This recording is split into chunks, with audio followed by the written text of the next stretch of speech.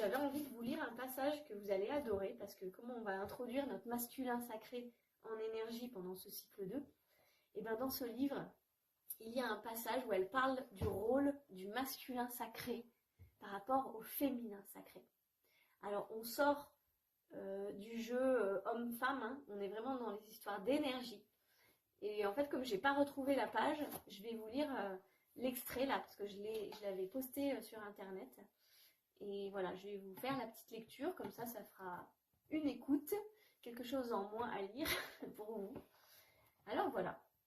Alors, l'animus est la force de l'âme chez la femme. On la considère comme masculine.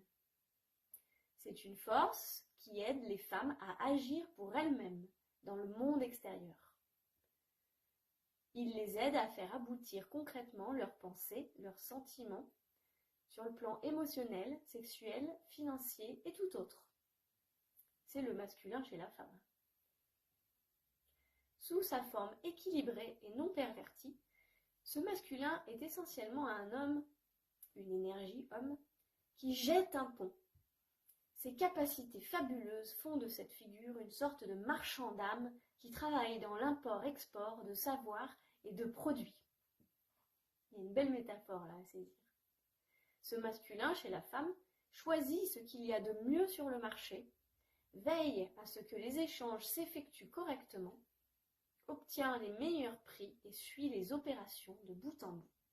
En fait, il vient poser le cadre. L'énergie masculine chez la femme vient poser la structure, vient poser les limites, vient vérifier que tout est ok, que ça respecte le féminin. Pour bien comprendre ça, on peut imaginer que la femme sauvage, qui est intuitive, connectée à sa créativité, à son énergie féminine, elle, c'est l'artiste. Et l'animus, donc le masculin, en elle, c'est le bras de cet artiste. La femme sauvage, c'est le conducteur.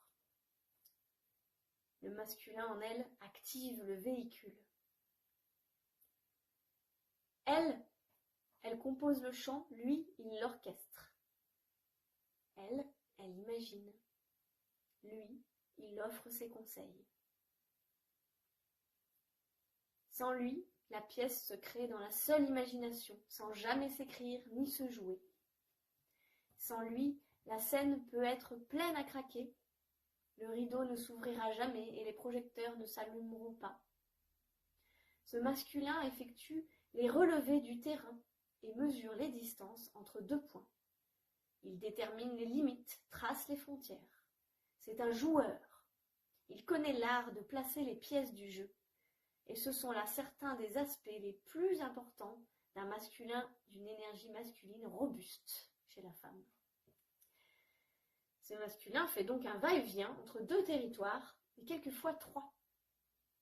Le monde souterrain, inconscient, le psychisme, le monde intérieur et le monde extérieur.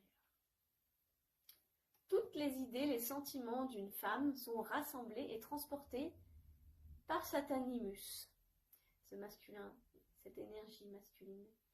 Il est sensible à chacun de ces mondes, il lui rapporte des idées depuis l'extérieur et emporte des idées de son âme de l'autre côté du pont pour qu'elles portent des fruits et se retrouvent sur le marché.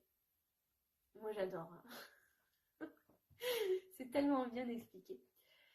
Sans celui qui construit et entretient ce pont entre les territoires, la vie intérieure de la femme ne peut se manifester convenablement au monde extérieur.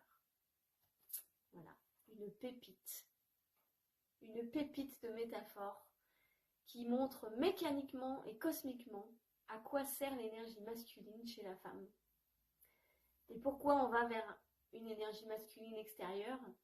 Parce qu'on recherche ça, sauf que c'est à l'intérieur de soi qu'il faut aller le nourrir et le reconstruire si ça a manqué pendant notre passé